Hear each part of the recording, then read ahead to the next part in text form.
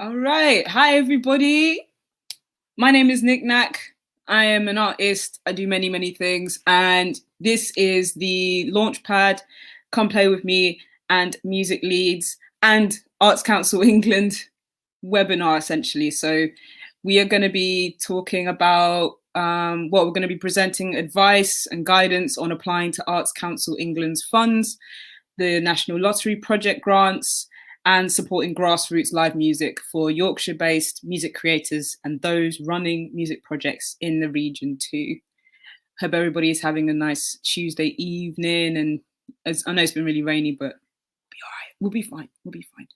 So, as you may know, this webinar and panel discussion is going to be finding out more about Arts Council England's role in supporting musicians and music venues, who each of the Arts Council England's funds are aimed at and will be most beneficial to. The eligibility in relation to each fund as well, so you know which one you probably sit better in and can snag, hopefully.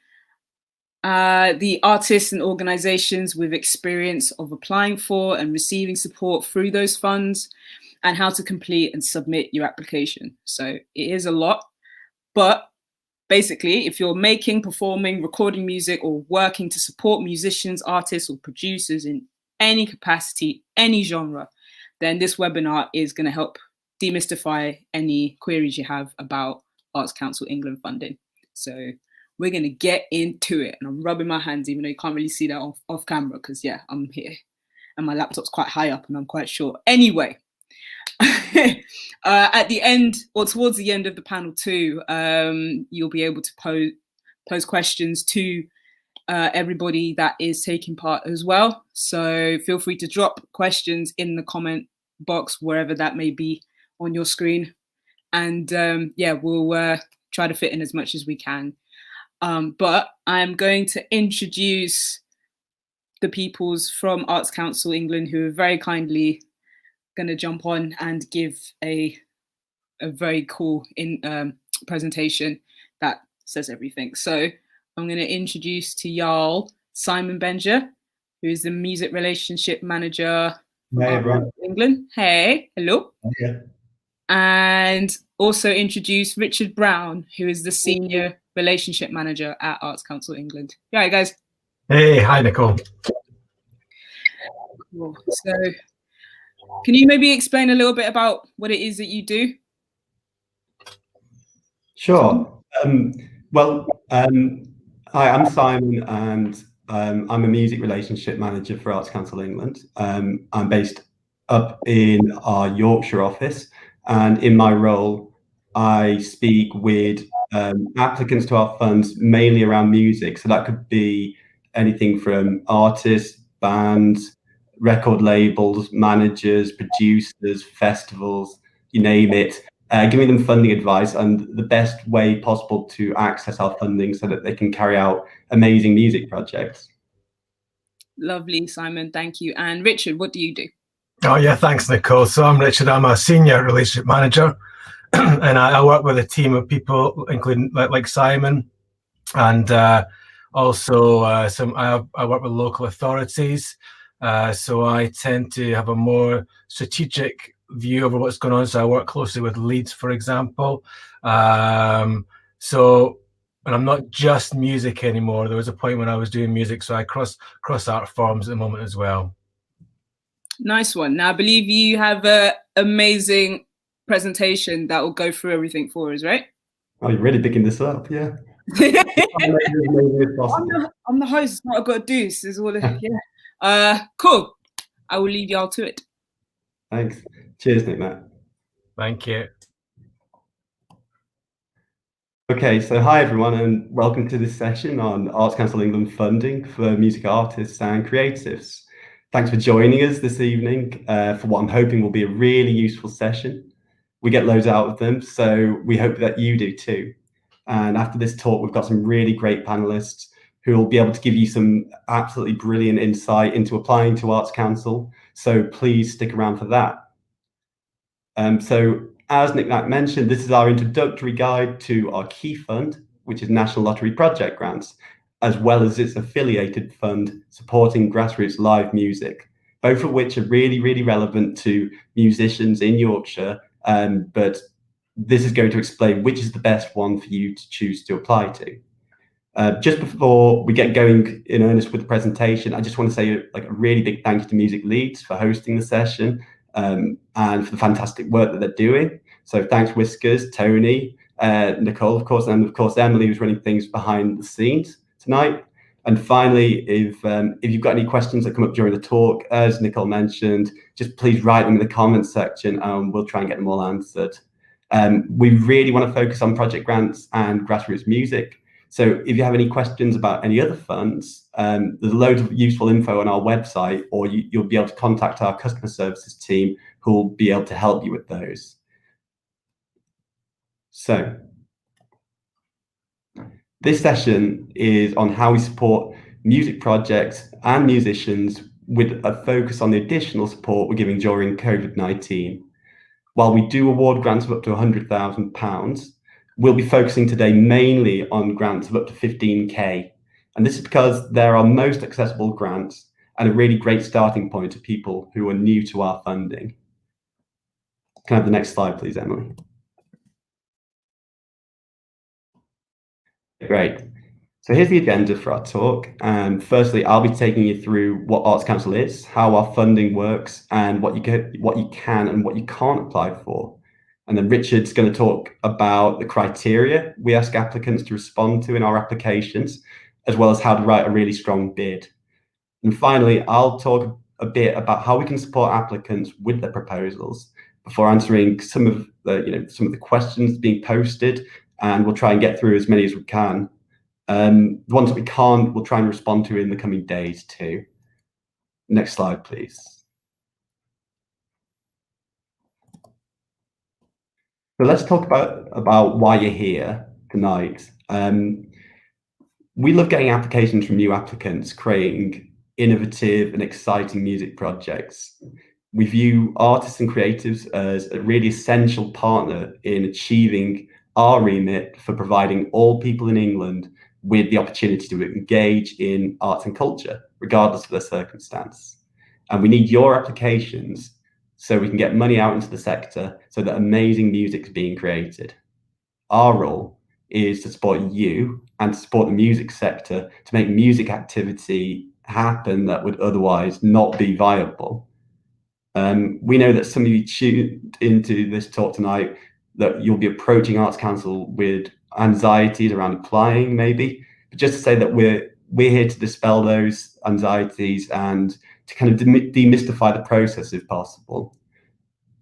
We also know that COVID-19's hit the music sector so hard. We actually had a period where we had to close a number of our funds, including project grants, so that we could divert money into our emergency response fund in order to help out artists affected by the pandemic. And we reopened project grants only recently in July with some new criteria.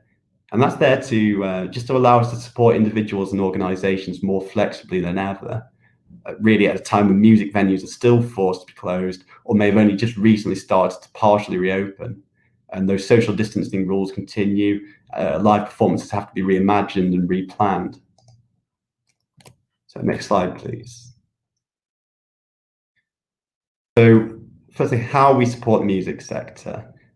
We support the sector in England through a range of different funding sources.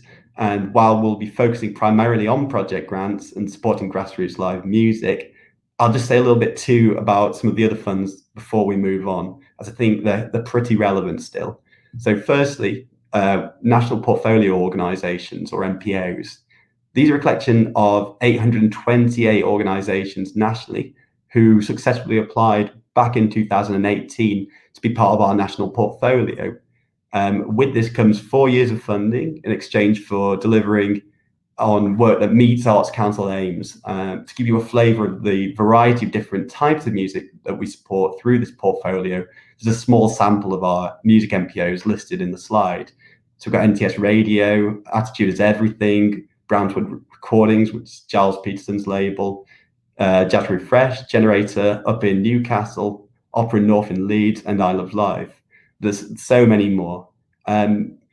It's worth though mentioning that many of these started up applying for project grants for smaller projects and kind of built up to becoming NPOs. I also want to mention develop your creative practice. This is a fund for individuals, and it differs from national lottery project grants because it doesn't actually require any aspect of public benefit or public engagement, which is a really essential part of national lottery project grants. Generally speaking, if you're applying to project grants, we need you to have an audience of some sort. But in developing your creative practice, it's a fund for individual creatives who can apply for up to £10,000 to develop their work, perhaps through mentorship or time to write new material or experimentation, whatever that is. That fund has been closed since the start of the pandemic, but we just announced a couple of days ago that it's reopening this Thursday, so that's one for your diaries, 15th of October. It's really great news. And we've made some really great changes to that too. The pre-pandemic budget for that was about £3.6 million per year, but it's had a massive increase up to £18 million for this year. So a really good time to get an application into that if you're an individual practitioner or an individual musician. It's also going to be easier to apply than it was previously too. So look out for details around that. We're actually talking to music leads about holding another session like this one, but with a focus on developing a creative practice. So watch this space. It's likely to be very soon, as the first round is going to have a quick turnaround. But anyway, we're going to go on to project grants now and to Grassroots live music. So next slide, please.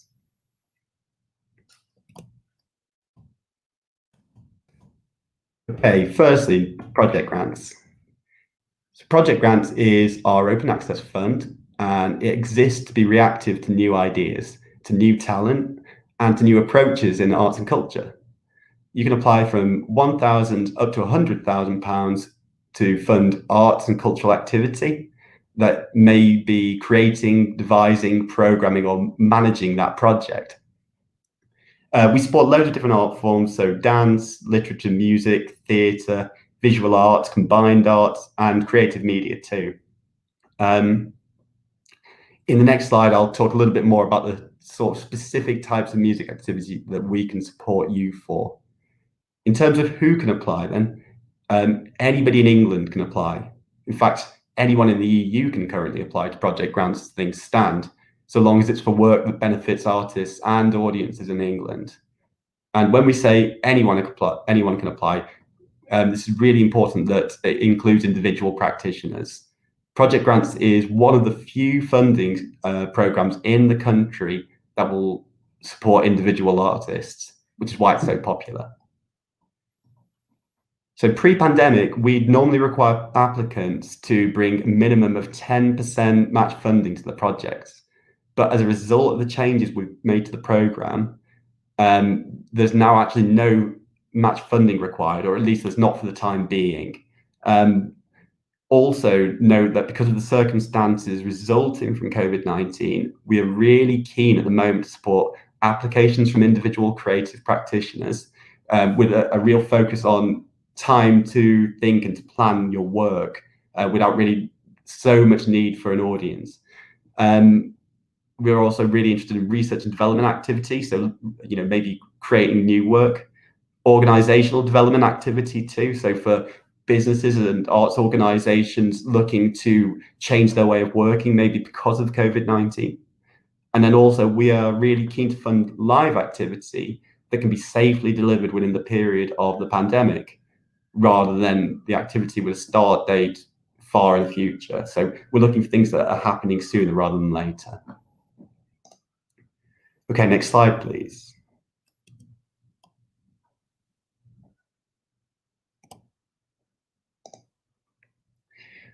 So we've talked a bit about what Project Grants is. So now let's talk about the types of music projects we can support and therefore you can apply for. On the slide, you'll find a non-exhaustive list of what you can apply for funding towards. So what you can apply for, it includes developing new material, rehearsing for live events, performances and showcasing, touring live shows, recordings, making creative digital content like music videos, live broadcasts, purchasing musical equipment and instruments.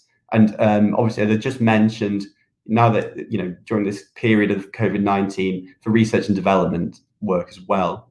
So it's really any of the sort of stuff that music artists, producers, music creators want to do as part of their music practice. Putting gigs on, creating a new EP, doing a tour, loads of different stuff.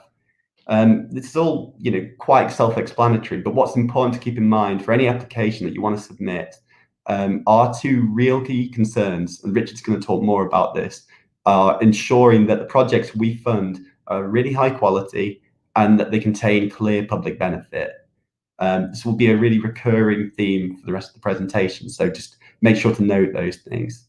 Also, just to note that if you're planning on applying for funds to cover live shows or touring, we need to see in your plans that you understand the government or the current government health and safety guidelines for live performances. So good luck with that.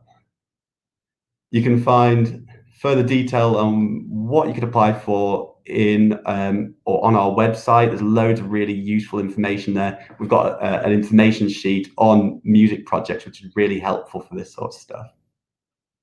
Next slide, please, Emily. Okay, now we've talked a bit about what we can fund. It's important too to talk about what we can't fund. So here's some of the main things that we cannot fund you through project grants. And it's important, as you don't want to put loads of effort into writing an application just for it to fall at the first hurdle and then need rewriting. So what we can't fund includes music recordings without appropriate plans to distribute work, just buying musical instruments or recording equipment, like software as well, without showing artistic development and substantial public benefit from doing so, self-promotional activity with no clear benefit to the public. Although, as mentioned before, with COVID-19, you can write applications for time to plan research, your new material, and then also activity where the intention is to make a profit. I'll get onto that one because it tends to be a bit controversial. So I just want to talk a bit about these as it's my experience that this is where a lot of first-time music applicants tend to trip up. Points 1 to 3 are all instances of activity where there's no clear public benefit. And this is where the applicant is unable to demonstrate that their project is going to provide any clear opportunity for audiences in England to engage with their project. So the classic example is an individual, like a solo musician writes an application to us and they tell us that they urgently need a Mac with Logic Pro to create new music on. But then they've not actually described what they plan to do with the equipment beyond this, or how they plan to reach anybody with their music. So in this instance, we'd say that the project doesn't actually have any clear public benefit other than to the applicant themselves, and they're the only beneficiary of the new equipment. And from what we know, there's no real plans to get their music out there, even once they've put it together. So we could never fund this because that's just, it's clearly there's no public engagement opportunity through it. And then in terms of activity that's aimed to make a profit or based around fundraising, so this is the one that always seems a bit controversial, as making a profit is really an essential part of many businesses, to exist. The reason is that the rules in place, because of a stipulation being for all National Lottery funded projects. The key thing here is that while you can't show that you will be making a profit during the life of the project, i.e. the start and end date you give in your application, there's nothing to say that you can't make a profit from the product of the project following its conclusion. So it's just a matter of showing that with all National Lottery project grants applications, that the budget is balanced and there's no more income in the project than there is expenditure. If there was more income, then we'd say that that's making a profit and therefore it would be ineligible. Okay, next slide, please.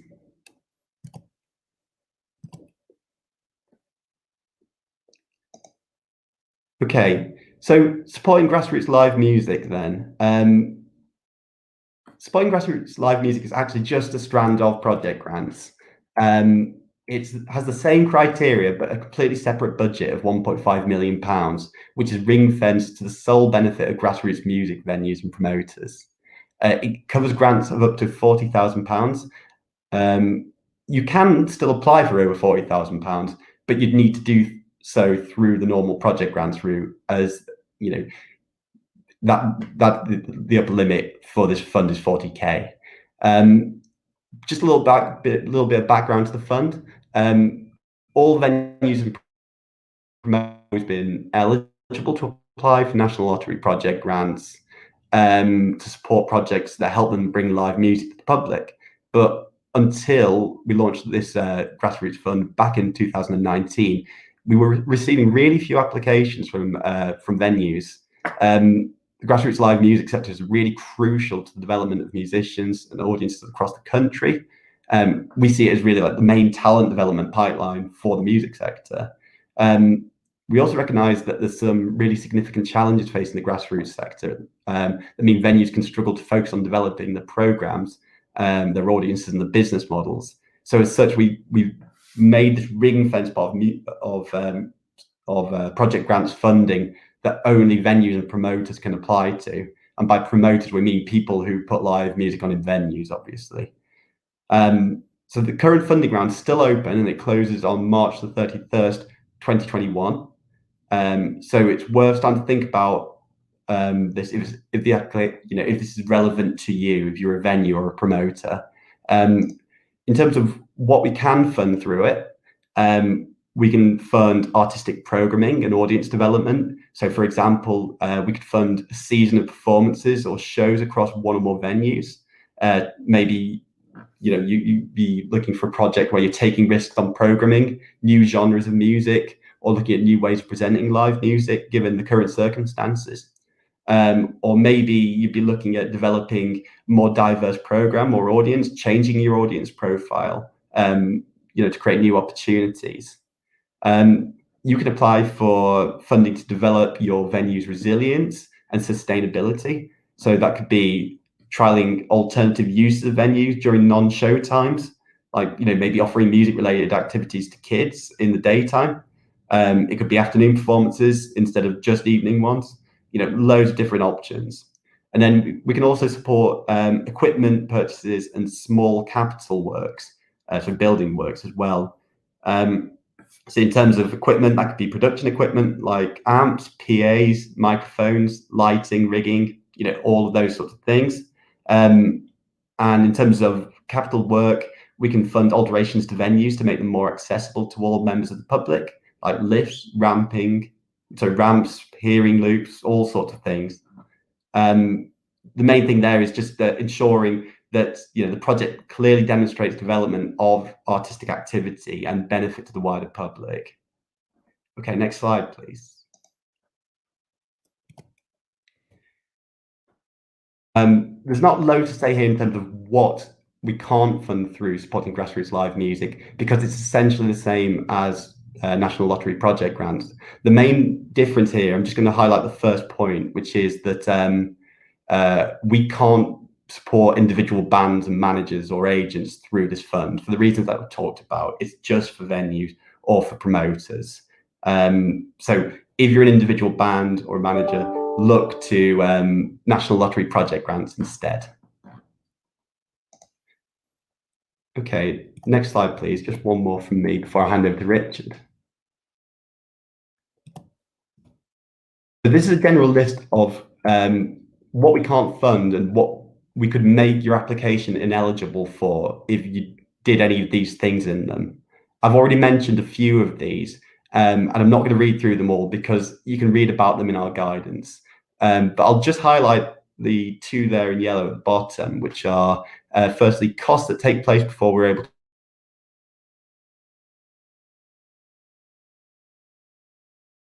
make a decision. But you can't have any retrospective lottery rules. And by this, we mean activities, including buying goods or services that have started or been bought, ordered or contracted before we make a decision about your application. So an example, somebody's wanting to apply to us for a live outdoor music event. They give their project start date as the day after the 6-week turnaround period, because it takes us 6 weeks to from the moment that you click submit to give you a decision. From the plan that you've given us, we can see that day one of the project is the first day of performance, and there's some costs in the expenditure in your budget which relate to marketing and planning. So you would have already carried out this activity before the start date of the project. We'd therefore not be able to fund it because some of those costs have already happened. It's a bit of a technicality, but it's just worth being aware of. And the other one is underdeveloped. And this is an ineligibility reason that we use more than any other. It basically means where an application doesn't include enough information for us to be able to make a decision on it. The best way to ensure that your application isn't underdeveloped is to read the guidance for National Lottery project grants or for Grassroots music on our website. There's loads of really helpful resources there to make sure that your application is not ineligible. So make sure to have a look at those, please. So these are the same prompts we use to make our decisions, and we're being transparent and trying to help applicants. So read that guidance, and you won't fall. You won't have any issues with it this way. Okay, so I'm going to hand over to Richard now, and he's going to tell you a bit about the application form itself and the criteria that we use and how you can go about writing a really strong application. Okay, next slide, please.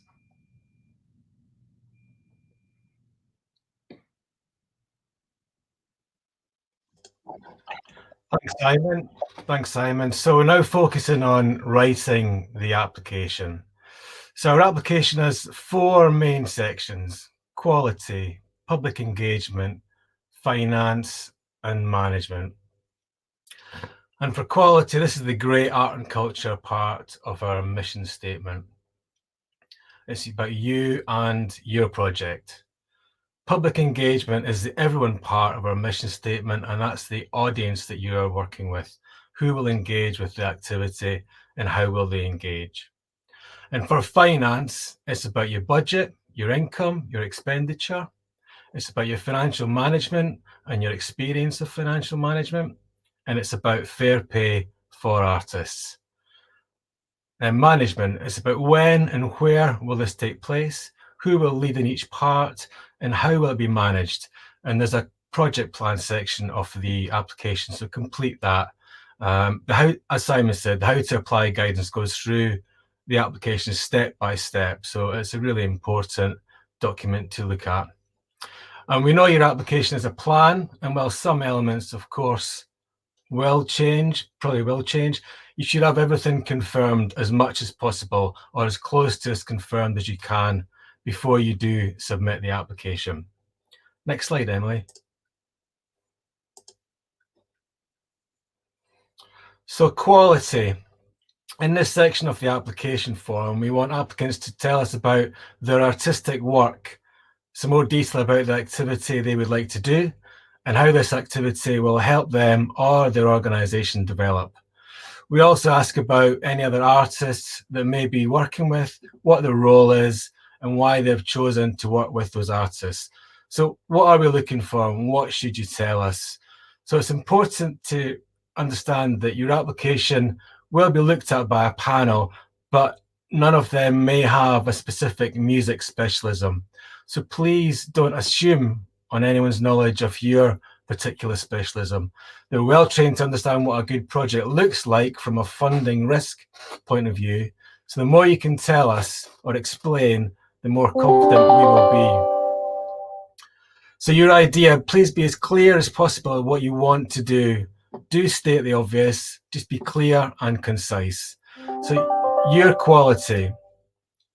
This could be about elements of all quality of the project. Yours, your artistic collaborators, your materials, the quality of presentation, or the quality of the audience experience. We just want to understand, we want to understand the quality of your project.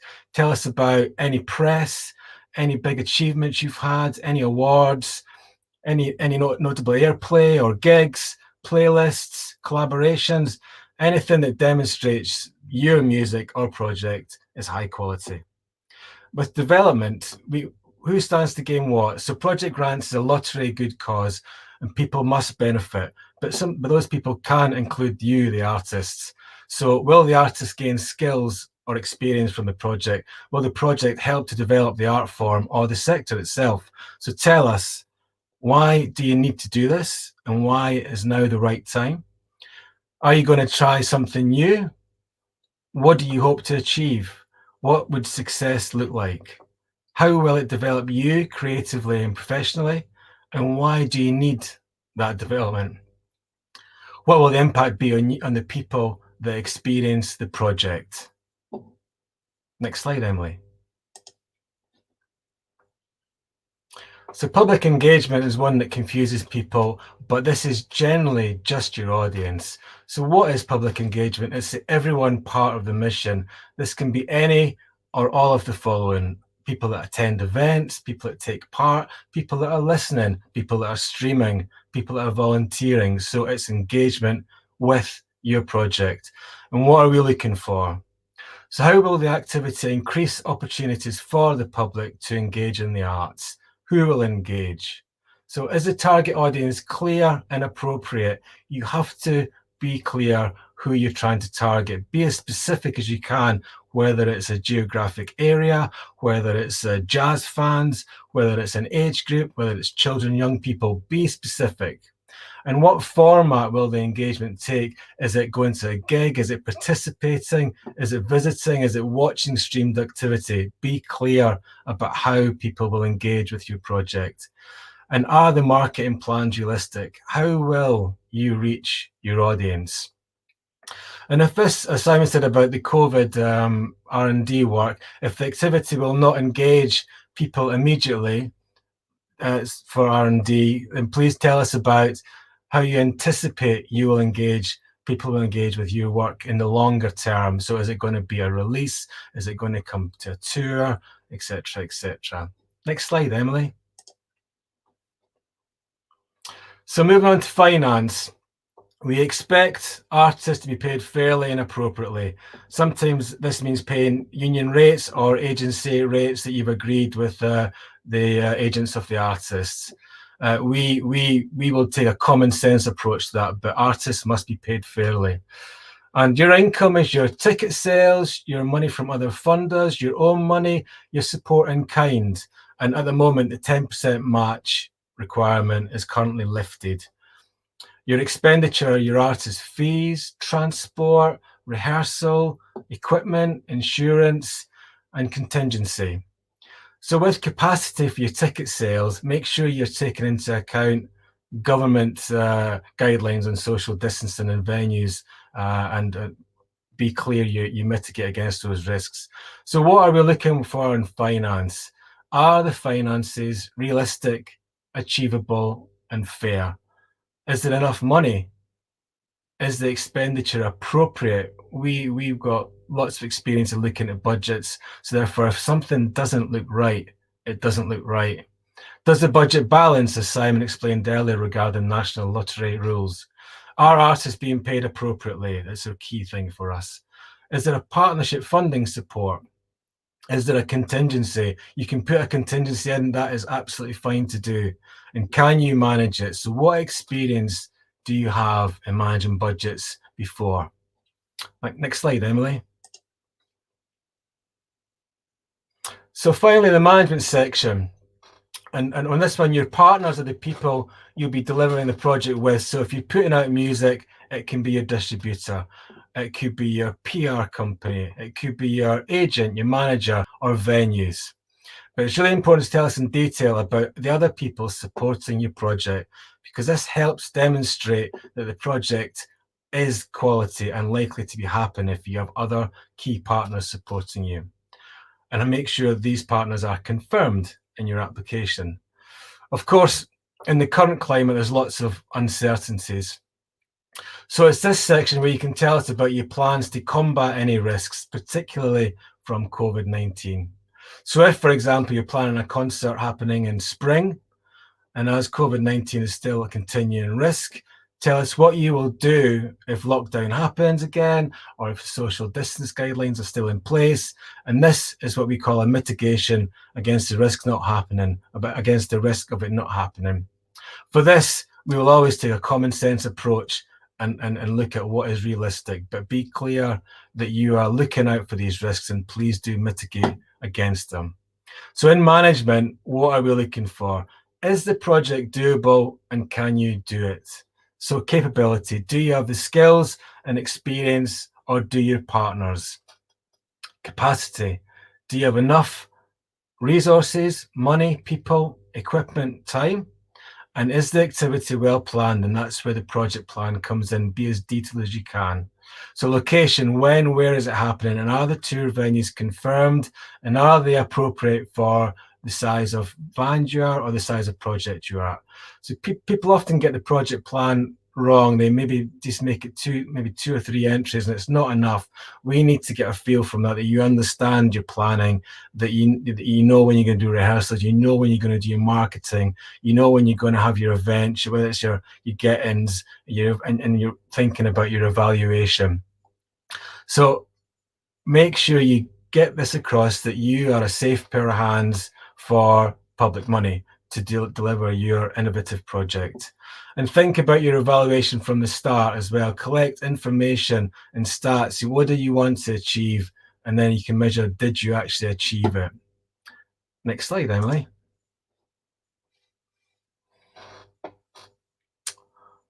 So advice and guidance. Before you apply, check that the project you want to apply for is eligible for project grants.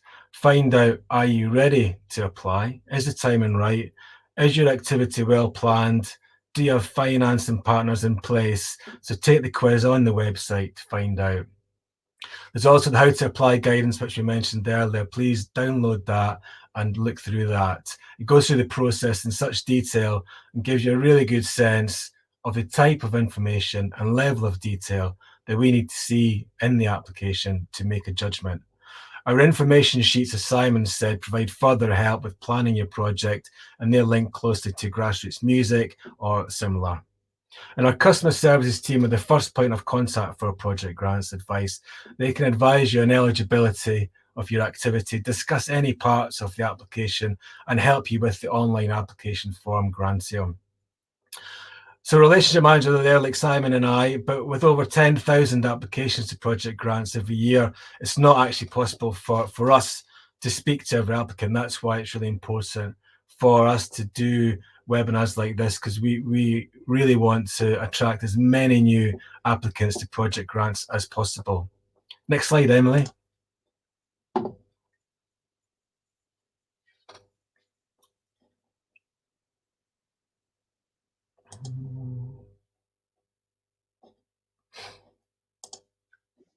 I think one before that, Emily.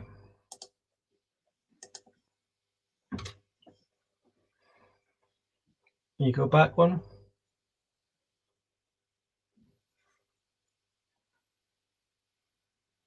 Thank you.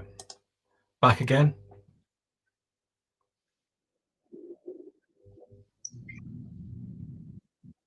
I think we've ended up one out of sync here. I think might just be missing one. Ghost slide. Brilliant.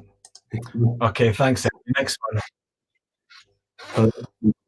The ghost slide is about numbers. So the project grants is in two strands. Hey, there we go. There's the £15,000 and under, and you get a decision in 6 weeks with that strand. And there's the over 15,000, where it takes 3 months, 12 weeks to get a decision. And the project grants typically receive over 10,000 applications per year, of which approximately 80% of these are eligible, and then approximately 40% are successful. But the good thing to know about project grants is if you're unsuccessful, you try again. It's great. We have a selection of artists on the panel later. All of those have been successful. So there's a great mixture of artists that are successful, but not everyone is successful all the time. So they always try again. Next slide, Emily.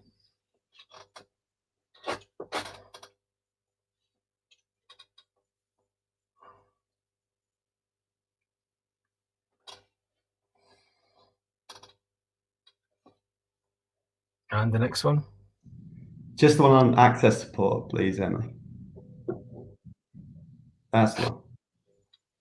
Thank you, brilliant.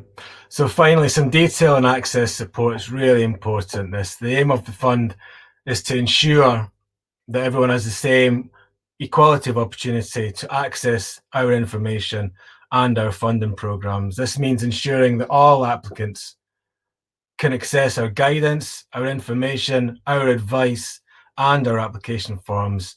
So this doesn't extend to developing the projects, but so if any access support questions, please email the customer services with any queries and you'll get help. The number which is on that slide, unfortunately, is not available at the moment. Next slide, Emily. And that's us. Thank you. Thanks very much. Thank you all. Thank you, Simon and Richard. That was very informative. I was typing away furiously. So I'm not going to lie, I had a few questions, but that was really comprehensive. It's like, oh, so I can't ask that now because they've said it and I can't ask that. But no, it's good to know. So yeah, like you say, like if people have applied like before in the past and they may be thinking, I've got an idea or I kind of want to try a couple of things at least with yourselves. I'm getting the idea that it is, like you say, it is worth applying again. Do you want to take this one or me? And you go, Simon. Yeah, yeah, absolutely, really worthwhile applying again.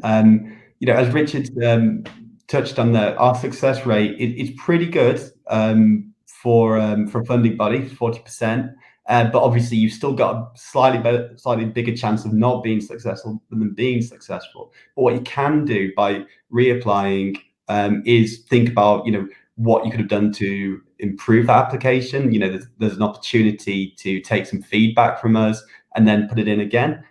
So, you know, you're in with a really great shot. I'd really strongly encourage anybody to think about reapplying if they've been unsuccessful. You know, don't let it hold you back. I'd say that nearly all applicants who, you know, applied lots of times over, even like bigger organizations, they always had knockbacks. It's just the way it works. But then, you know, keep on going, and I'm sure that, you know, you'll end up with a good result. Cool. And just before we go and have a break and kind of have a cup of tea and stuff, I just wanted to ask about the accessibility side of things too. So obviously right now, like there's people with like learning difficulties and things like that. And a few organizations are taking into account applying with video. So is that something that is also being implemented or has been implemented? We obviously, that's an important question, and we haven't got that capability yet, unfortunately, for video submission, but it's certainly something that we are looking at. But with any access support, especially with learning difficulties, then that's where the Access Support Fund comes in, and we recommend the applicants email customer services with their requirements, and then we will hopefully be able to help them. Cool beans. All right, thank you both. Like I said, I've been typing furiously and my hands hurt. All good. What we're gonna do now is take like a 5-minute break. So we'll be back at 8:20. And then we're gonna be speaking to the panelists who have received funding, and we can kind of have a chat with them about what it is that they used it for. So we'll see you in about 5 minutes.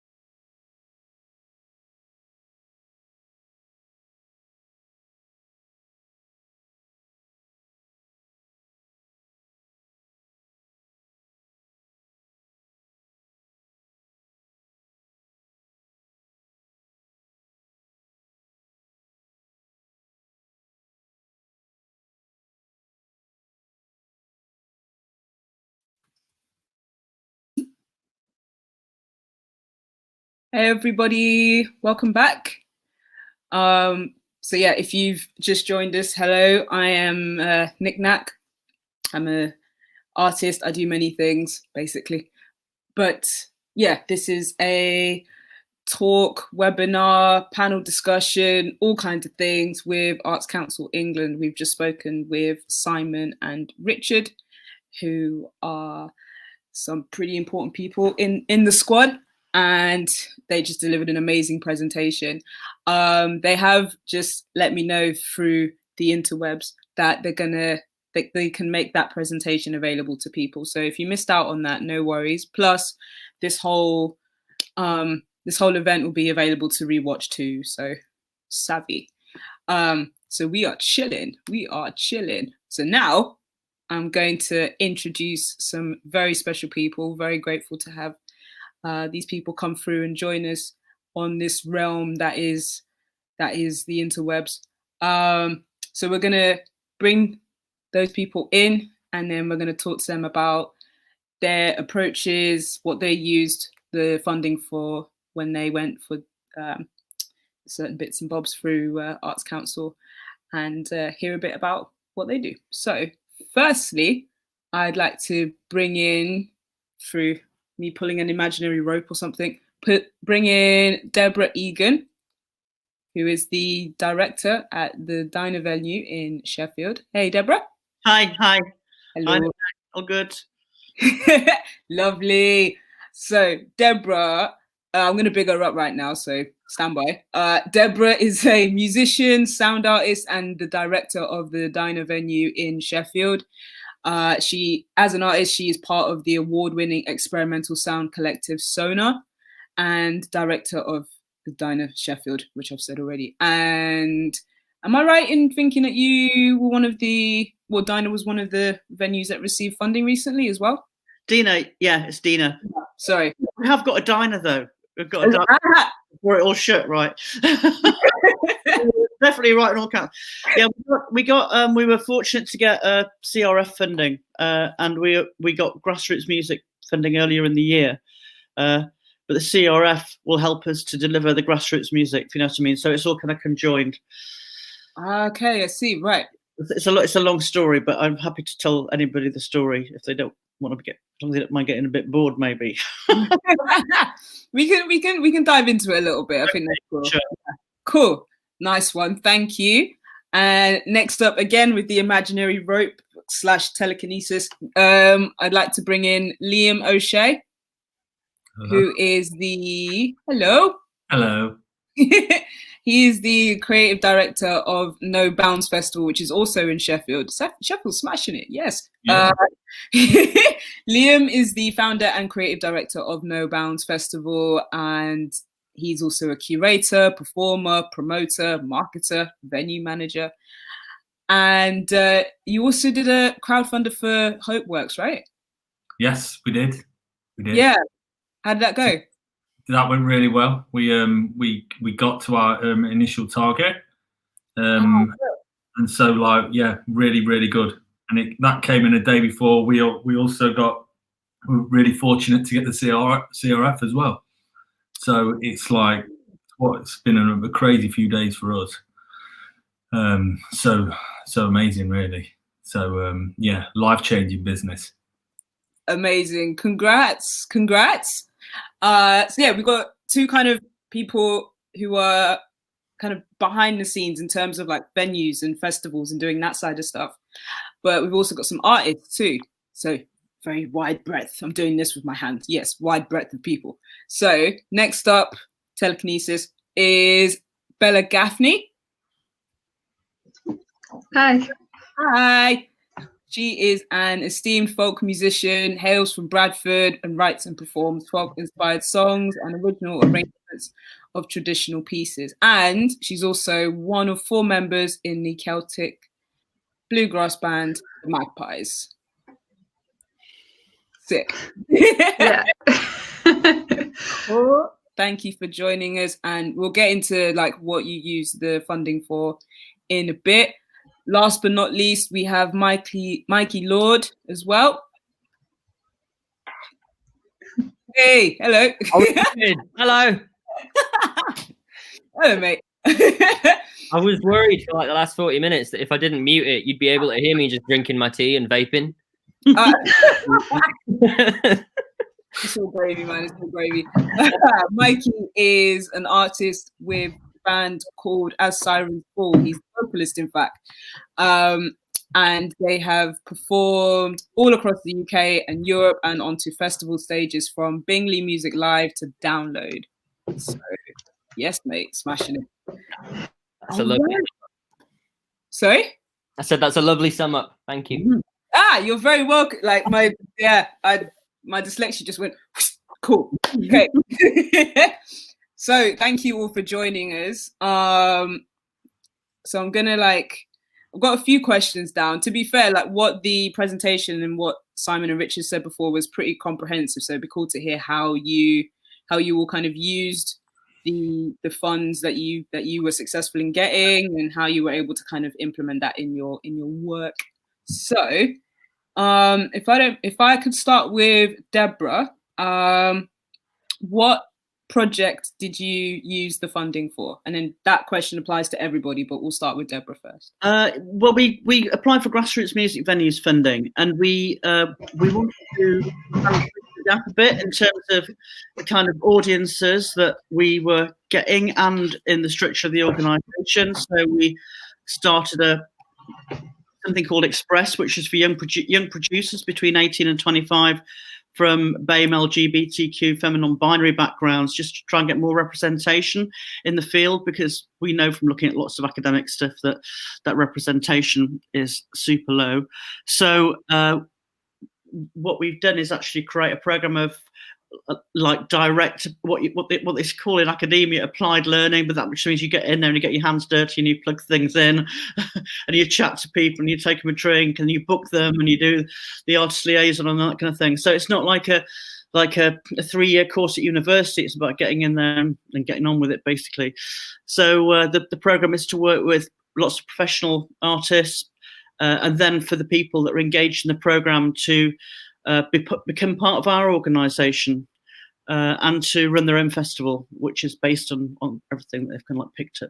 But we've obviously been properly smacked in the face by COVID-19, and a lot of the plans that we made, which seemed like really simple, straightforward plans about putting gigs on and showing people how gigs work, has kind of like gone to the wind a bit, really. So what we're like halfway through it, and we'd recruited and all that kind of stuff. So now we're working out ways, which is what some of the CRF funding will help us do, to actually still make that happen and make it real, but find different ways of presenting. That's kind of like, I was interested in talking to Mikey earlier about his thing at Keighley, and the kind of like how he felt as an artist about performing but not performing in front of an audience, and how like effective that was. So we're really kind of like testing out that delivery at the moment.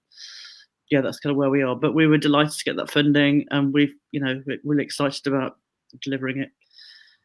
Amazing, thank you. Liam, what did you go for?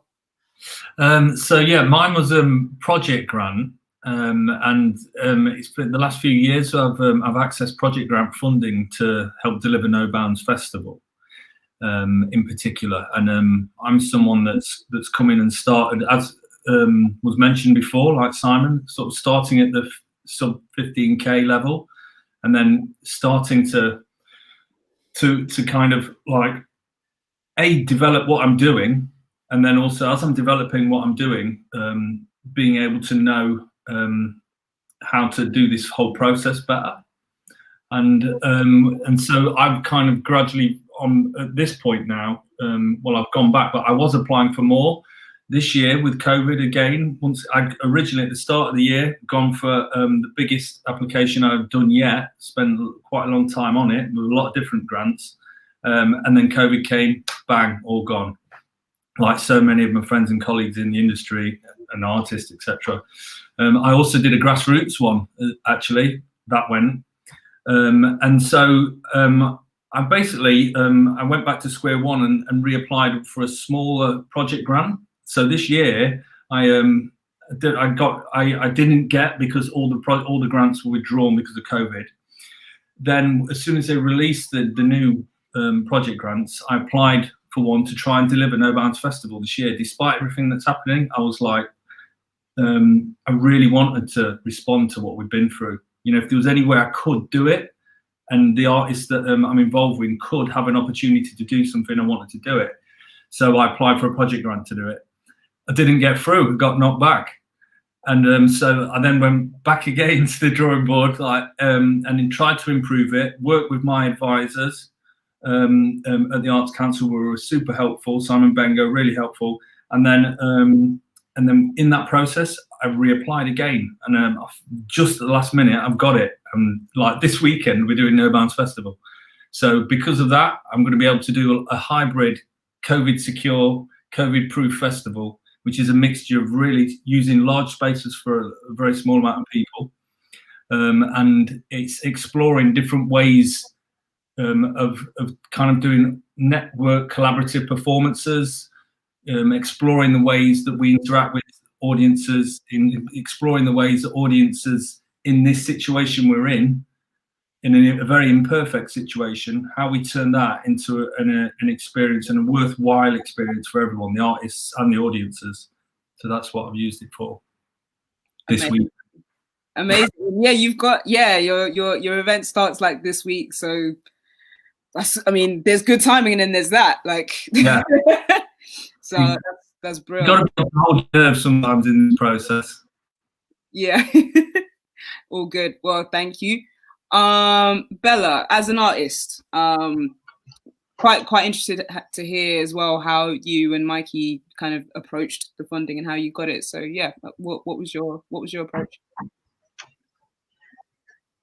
So we've had two types of funding from the Arts Council. Our first one was developing your creative practice, which we got to take us to Canada, where we went to the Louis J. Mears music camp as part of Folk Alliance, which was amazing. And then we've also had a project grant, which was to help us make our debut album, and then to take that album on tour, which we got halfway through before we were stopped by a global pandemic. But you do your best. That funding was absolute game changer for us in terms of making an album, because it can be so expensive. But similarly to Liam, we applied once for the project grant and didn't get it. But then because you do get feedback on which areas of your application needs more work, so then we worked on that, turned it around pretty quickly, and got it on the second time through, which was amazing. That's brilliant. That's really good to hear that you got feedback as well. I feel like sometimes that's one of the scariest things, when you put a lot of work into applying for something and then if you don't get feedback, then that immediately just makes you feel like, oh, I can't go again then. Yeah, it's like you feel really dispirited, and but if you know what's wrong, you know what you can fix, don't you? So yeah, definitely. Nice one. Thank you, Bella. And Mikey, what was your approach? We had we got a tour offer. We got the opportunity to play with the band from Canada called Sumo Psycho, and it was their UK tour, and it was right around the time we were planning on releasing a song called We Go Down Together, and we kind of realized that we could blend the two and give the song the opportunity that we thought it deserved. So we went to Arts Council to help us, because we already had recorded the song. We were just getting ready for the release. We went to Arts Council to sort of help us scale up from what we normally would do and try and make something really special happen, and also put us in a position where we could afford to do the tour, because we weren't at the time. And it saved our skin, really, and it was a wicked experience. That's amazing. There's a lot of Canada. I feel like Canada's just helping us out. That's amazing. Shout out to Canada.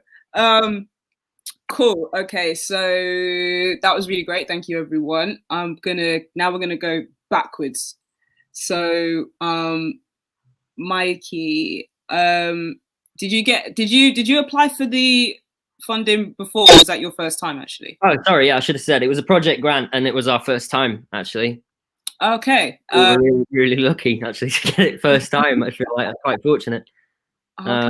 But it wasn't my first time trying it. So it's the first time I pressed submit. I'm one of those people that feels like they need to get their head around everything and tick every box in my head before I actually complete the task. And my bassist Jason can attest to this, that between me and him, we'd been looking at Arts Council funding for the better part of like 2 years. And I remember sitting on my laptop on holiday going through the application form for a different project altogether, and then just never thinking it because it never doing it because it just got so in my head. I ended up looking at other things. This is this first one that we really, that we hit submit on, and yeah, it paid off really well. It was a wicked experience, and we're gonna try and do it again, I think. Yes, definitely. So did you have? I mean, you mentioned your bassist there. Was it the both of you working on it together? Was it? We found out about it initially because he went to a talk, and I believe Daniel from the Arts Council was at that talk, and he met him there. They had a conversation, and then we sort of started talking internally about how Arts Council funding could really help us. And then about 18 months later, when we got our act together and our ducks were finally in a row, we were able to actually secure some funding for a project and make something happen. Nice. So what would you advise people that are just watching now? Like, I'd tell people to make sure their ducks were in a row for any project. So I'd make sure that the song or the whatever, if it's a musical project, if it's a song like what we were doing, for instance, if it's something like what we were doing, I'd make sure that the song is produced to the toppest of quality. I'd make sure the song itself was brilliant. I'd make sure your intention behind it was artistically, sound. I'd make sure you had live dates planned out. Granted, that's difficult right now. I'd make sure you had a promotions campaign planned out, have everything priced up, have everything ready, a full plan ready to go before you even sit down and do your application, so that you're presenting Arts Council almost with a fully fleshed out project. So that there's no real room for, oh, this might happen, that might happen, this is penciled in. It's like, no, this is how it is. And I think that will probably help you. Yeah. Put you in a better position. Nice one, Mikey. Thank you. Hope everybody's just typing away furiously like, yeah, okay, that shit. Cool. Bella, yeah, you said it before how you got feedback from the Arts Council and things like that. So can you tell us maybe a little bit about like maybe some of the tips that helped you to kind of get the funding eventually? Like, yeah, so I think for us the weakness was in the public engagement part of the application. So it was just sort of specifically pointing out that was the most underdeveloped part, that we hadn't really thought it through well enough. And actually we had a bit of outside help as well from there's a company called Sounds Just Fine, and a guy we know there is an artist development officer, and I told him, I've had this feedback, what would you recommend? And he was kind enough to sit down through that and look through it with us as well. So if you have any sort of industry sort of connections like that, I definitely recommend getting someone to look at your project for you, and even just as many pairs of eyes as you can get on it, because everyone's got different ideas, don't they? So that certainly helps flesh it out and get it ready. Cool. And it's interesting as well, actually, you both had the opportunity to well, I suppose, Mikey, in your case, it was a Canadian band touring the UK. But Bella, in the Magpies instance, you were able to kind of use that funding to go abroad to a camp, right? Yeah. So that was in the Developing Your Creative Practice piece of funding. We went to Canada to go to the music camp, which was amazing. It was just an opportunity to learn new skills and pick up new music in a different culture. And it's based with folk alliance as well. So we're making industry connections too. So it really was sort of developing the creative practice. And also it was an absolutely amazing time. Can't thank Arts Council enough, because we wouldn't have been able to go without the funding. That sounds dope. I think that's interesting because a lot of people, I reckon up until you gave your examples there, I think a lot of people just thought, oh, it's just in the UK. Like they might have seen the odd kind of supported by Arts Council on various bits and bobs, but people might have just assumed that it's only in the UK that you can use the funding for. So that's interesting. Yeah, it does depend, I think, on what you're applying for. I'm pretty sure that if you apply for a project grant and if you want to do touring, then I think something like 85% of your dates have to be in England. Is that, someone tell me if I'm wrong, but I think that's what it's got to be. So you've got to look through the guidance quite carefully to see what you can and can't do. But yeah, in this instance, going to Canada was a goer. Yeah, that's amazing. Yes, cool. Nice one, thank you. Now, Liam, so I guess the same question for you, but obviously with how No Bounds works, and making sure that it's all COVID secure, and the fact that you got the funding like so soon, I'm assuming like the fact that you're on this call is just like, wow, you've got some time to have a chat with us before you're probably going to be going back and double checking spreadsheets and everything else. Yeah, you got it. Yeah. Psychic. So I guess obviously because COVID is a thing, there is some form, I guess you have to be kind of malleable as to how to navigate things right now. And I'm guessing because you've applied before, you've had I'm assuming you've had feedback and then you've gone back and tweaked it and applied and then gone back and then a lot of tweaks to do. So I guess, what was your experience of that, and what has it helped you learn in these times?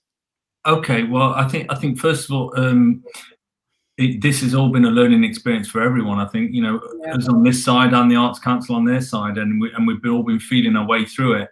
The key thing about the making very clear to you with this is you need to be you need to always be mindful of current government guidance. So everything you have to do has to be within the current government guidance. If there are changes, you've got to report back to them and get things checked beforehand. But with this all comes down to your plan as well. For our particular plan, based within the plan of what I wanted to do, and going back to what Mikey said really well earlier on, just get your plan sorted. You need to have a solid plan so before you start the process, it's done. Just come with your plan and then start transferring it to the application. Don't be thinking about it while you're writing it. Have your plan done. And obviously, like I say, look at the thing beforehand. Look at the questions you're going to be asked, and then make your plan referencing those. But within the application, my application, I had to make it quite flexible and showing that I'm mitigating different circumstances. And it's certainly within other funds like the CRF and things like that. It's vitally important that you're showing that you've taken all the precautionary measures. You've got a very clear real world view on what's happening out there, and that you've got all the appropriate measures in place to deal with COVID. And this is for anyone doing things at the moment, you've got to be aware of that. So it's making sure that you're totally plugged in with all the current advice. And if you can, for me, I made mine kind of flexible. So there is certain income strands that are flexible depending on current advice, whether we can sell tickets in real time, if there's a lockdown, how that affects things, can we go online, how much sort of tickets could you do online, do you do it with a paywall, do you do it with a pay-as-you-feel structure? Think about all these things, about ways that you can make money or not make money, even though you don't technically need any money for this one. It's in the era of COVID, it's like you don't need that 10%. I'd still advise people to always think about this in trying to get some. I think it will only strengthen your application if you can, but don't let it put you off if you can't. That's what I say. But for me, it was about trying to build in as much flexibility, but also this is the idea of a COVID-proof thing, why this is a hybrid festival. I've literally made it as flexible as possible so I can respond to things happening within a couple of days. So that's been my experience of it. It's been like an exercise in elasticity as an organisation, and for my kind of ability to cope with an immensely changing environment out there. And incidentally, our talk tomorrow is about change. So we've got a talk with some really inspiring people, Majid, Shana Jackson, and Oriel Majumdar, about change, which is quite appropriate for this year. That's me. Anyway, I'm waffling on about that. That wasn't answering your question there, but I'll be quiet there. It's all right. Cheeky plug. Yeah. That's all good. No, I hear what you're saying. It is having to kind of, be specific, be on it with the plan, have that ready as much as possible before starting to submit, and then keeping in mind that, the guidelines may change and things may happen in the meantime, but if you've got that plan at least, and it is as concrete as it can be, then that's one other thing I would just say, stick to the facts. When you're back up all your points and stick to your facts. If you're dealing in facts and reality, you can't go too far wrong. If you're waffling away, my feeling is that's not going to strengthen your case. Stick to facts and back up all your arguments when you're doing an application. That's a solid bit of advice there. Thank you, Liam. And Deborah, same for you, I guess. Was this your first time applying for the funding, and did you receive feedback, and what have you learned from it? Well, it wasn't my first time applying for funding. I've done quite a bit of funding applications and things in the past, but I hadn't done for a long time. So I actually had quite a bit of support from Music Venues Trust, who've been when we did the Grassroots Music Venues thing, and that was kind of like enough to get me back on the horse, if you know what I mean. And I did find them really, really supportive, and I think they've worked really closely with the Arts Council in, trying to make the case for our sector. And we're still seeing friends and colleagues like going by the wayside at like a massive, in a really uncomfortable and difficult way, being part of something that we've all been part of all our lives and all that kind of thing. Anyway, so big up for MVT and the Arts Council for trying to fly this flag and get everybody through this situation. But I mean, from my point of view, I'd say be like, have a unique selling point, be like, really think about being innovative and thinking about doing things in new ways. Otherwise, what makes you different from everybody else? I would say be like picking up on what Liam and Mike have said, be like super, super clear. Totally nail it before you actually go anywhere near that computer. Otherwise you get caught up in all these horrible, like, too many words, too many characters, all that kind of stuff. You got to really, really hone it down and check your word count. This is real technical stuff. Always get somebody else to check it, and like idiot check it, because you get so wrapped up in it and so immersed in it, sometimes you can't see the wood for the trees. And it's just really good to get a fresh pair of eyes, even if they're not kind of like tutored eyes, if you know what I mean. There'll somebody say, well, what the hell do you mean? That's just gobbledygook, right? Just go do it again. And so that's really helpful. The other thing is, absolutely nail your maths. I'm dyslexic, right? I'm an artist, so I had to. This is the real difficult place for me. I'm really good at being creative and, like, I guess, a bit, and communicating with people and all that kind of thing. But the math side of it is just a pain in the arse, really. Excuse me, I was swearing. Sorry. But it was fine. I've already said shit. It's fine. So I get somebody else to double check the maths, because I don't have any faith in my maths, but I've learned. I just did the CRF and did all the maths on my own, and if I could do that, man, I could do absolutely anything. But it's been a confidence building thing for me, and it's been about test it, check it out, bring it back in again. Like Liam said, just keep doing that thing where you just you're idiot checking and all that kind of thing. Those are my main things, really. Innovation, second pair of eyes, be hard on yourself with your maths to get someone else to check it, and do it offline, and then bung it all in the little boxes, but I think, it's just really exciting being able to deliver ideas that are in your dreams. And that's what kind of this Arts Council stuff can do, really. Yeah. Well, solidarity there. I'm not gonna lie. I've tried for funding as well, and that part, the budgeting part, I'm just like, this is numbers now. Yep. Yeah. So yeah, that's interesting that you say that. That's well, I think it's really important. We all ignore it. It's the elephant in the room. You know what I mean? It's like, you're creative, but it's like you don't want anybody to know that you're really bad at maths. because you're really good at doing music. but so you just need to reach out and get somebody else to do. You know how much a gig costs. You know how much it costs to hire a bus. You know how much it costs to get a new set of strings for your guitar. You can like know all that stuff. But you can be underconfident about that, right? So it's always really good to get somebody else to go through that for you. I think that's really important. But we're all scared of saying that we're bad at maths. I'm not. I'm terrible at maths. Good. My maths teacher, I asked him if he thought that I should take maths to A level when I was in high school. And he told me that I would bring down the national average. Which, it's not even how averages work, ironically. Even I know that. Yeah. He was right. I bet you told you're going to be a plumber, right? He's probably gone in for this whole retrain thing. And anyway, look, we're all training to be plumbers. Yeah, that's the next one. Right. We're not going to get into that. That's a different panel. That's a whole different kind of thing. Anyway, let's not do that. Cool. Okay. Well, to be fair, everybody has kind of, through the one question or two questions I asked everybody, everyone's answered all of the other questions that I had. So sick. I'm going to go to the comments section, or I think Emily, the wizard behind everything right now, is gonna say, oh yeah, there we go. She's giving me a question. Okay, and it's from a person called Mark Young, and he says, is this also available to venues who didn't benefit from the CR fund, please? He says.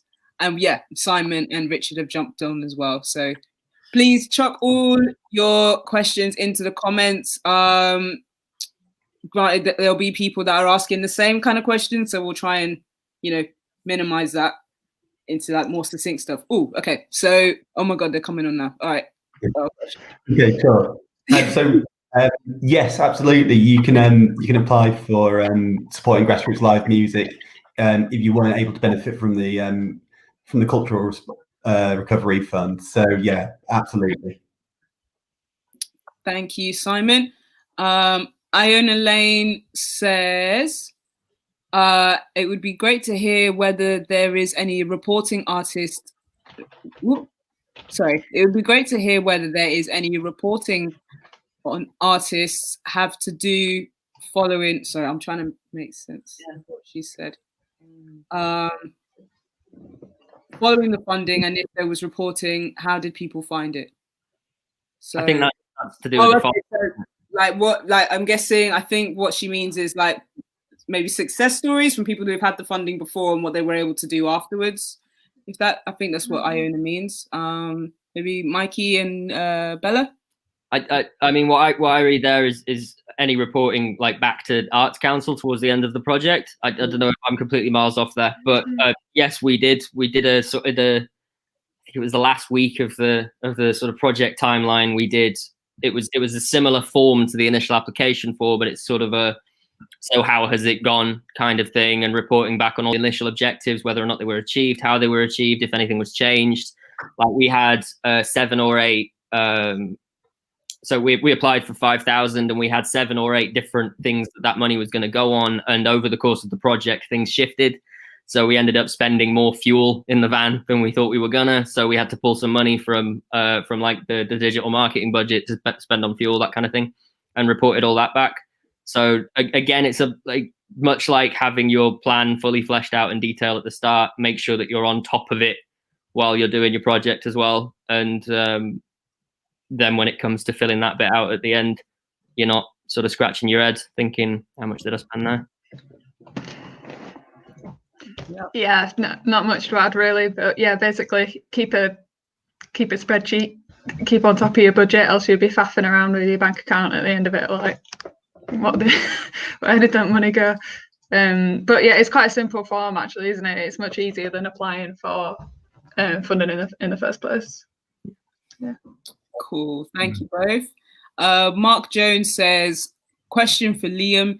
It seems to me how how you complete the application is more important than the project itself.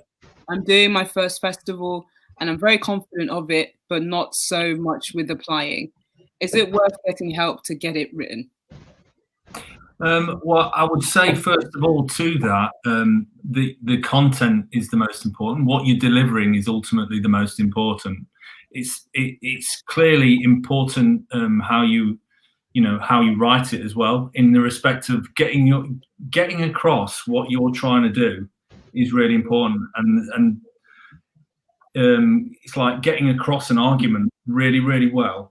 That this is my case, and making a case, and whether it's, I don't know, it's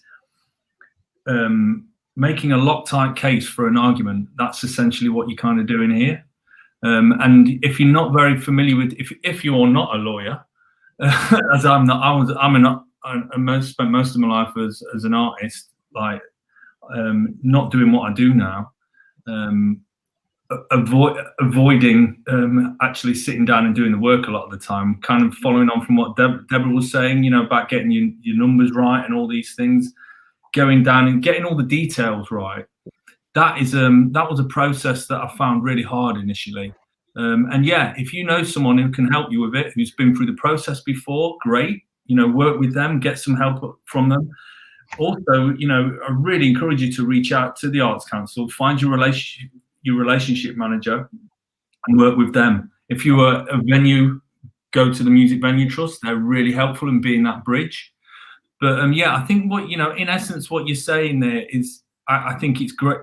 It's an intelligent thing to do, to go and try and find help. If you're doing something you're not familiar with, I'd encourage you to do that process if you can find someone to do that. But underneath it all, to me, it's always been about the idea. It's the way you write. If it's the idea needs to be a corker, like Deborah's saying, really good, unique, be innovative, do something really interesting and innovative. And if that idea is really good, and then you combine it with writing it well, then I think that puts you to the top of the list. Get both of them. Can I add, Liam? That's right. I think that's great. I'd also like to say to Mark that we don't want our forms to be impenetrable, and therefore, we want it to be accessible. So you don't need to get people to help you write it. It's about getting your project across really clearly, and as Liam said earlier, try and avoid the waffle, be concise, and actually, rather than getting someone to help you write it, one of the best things you can do is you can let someone else read it and ask them if it makes sense, and ask them the question, do you know what I'm trying to do with this project? And if they don't know, you've not been clear. So that's a good way of getting help. Yeah, it's kind of the same approach with like just this proofreading, and you can, before you know it, you might have actually just made up a really cool like group of people that are also invested in it too. So you could be the creative aspect of it, and then somebody else who's really good with numbers is like, cool, I can just do the budget, or I can do all of that kind of stuff. Somebody else can look into the technical side of things if you're not too well versed, and before you know it, you may have just like acquired a little squad of people on top of the people that you're putting into your application too. So yeah, I think I agree with what has been said. Thank you for your question, Mark. Also got one from Jess Shaw. She says, reapplying the second time after being unsuccessful has been mentioned. Does this mean that if you are unsuccessful, you can amend your application and reapply during the same opening, so you don't have to wait until the next kind of I don't know what you call it, the next one, or do you have to wait until the next one? I think that's more for the Arts Council peoples. Yeah, sure. I'm happy to talk about this for you, Jess. Okay, so if you've been unsuccessful in an application and you receive notification from us saying that you've not been successful this time, you can apply again straight away. It counts as a completely new application. It's not an amendment to the one that you just had, but you can obviously use some of the information that you put into that application, into the previous application for this one. We provide feedback for all unsuccessful applicants. So you can use that feedback to improve the application for the second time round. So I hope that helps. It's just a case that the great thing about project grants is it's open all the time. So as soon as you've been unsuccessful, you can go again. Brilliant. Thank you. And Jess also adds, how long approximately did you spend working on your application before clicking submit? Jess, is that for the developing creative practice or for the CRM? You could actually no, we can open that up to everybody. So how long did everybody spend on their applications before submitting it? Deborah? First time when I did Grassroots, I started thinking about it about 2 months before and started just gradually sifting and filtering and all that sort of stuff. And that process gave me a really good handle on how to do it. So then we actually applied for emergency recovery fund and we were successful in getting it. And I kind of knocked it out of the park within about 2 or 3 weeks. So gradually, the more I did, the better I got at it, or the clearer it came to me, like what the process was and what was the most efficient way of doing it, and all those things I said about getting a second pair of eyes and getting your maths right and all that stuff. Like we're kind of tested, but don't rush it. That's the main thing. If you've not done it before, do not rush it. Consider it carefully and try and cover all elements. Like I think we've all said that, right? Just make sure you've nailed it down as clearly and as in a defined way as possible before you start tapping. Otherwise, it can kind of fall apart. Plenty of time. Yeah, I know. For me, I sweated for a long time when I did my first one. I properly sweated it out, and I agree with Deborah. You get the process. Changes as you do it more and you get more experienced at it. What seems like just an unclimbable mountain at first, as you gradually keep going at it, just don't be put off, just keep going at it and you'll eventually get there. And once you've got over that hill the first time, it becomes easier. But then what can happen is then you go deeper and do bigger projects and then it becomes harder again. But this is, but that's also exciting. If you get, it can be an exciting thing. My thing, I approach this in a creative way now. This is also part of my creativity and outlet for it in doing this and putting on events and things like that. So yeah, the last one that I did, start of the year, my original No Bounds one, I spent 3 months designing the festival and working on grants. This one and some others. But then when I redid the project application after COVID, it was that was probably about a couple of weeks. And then when I resubmitted it, that was a couple of days maybe of just like mulling it over, checking, rechecking, passing it to a few people to check. What does that look like? Just read it. Just that process. Did it really quickly in the end. But by that time, I'd done it quite a few times for the same festival. Just kept trying, kept knocking on the door.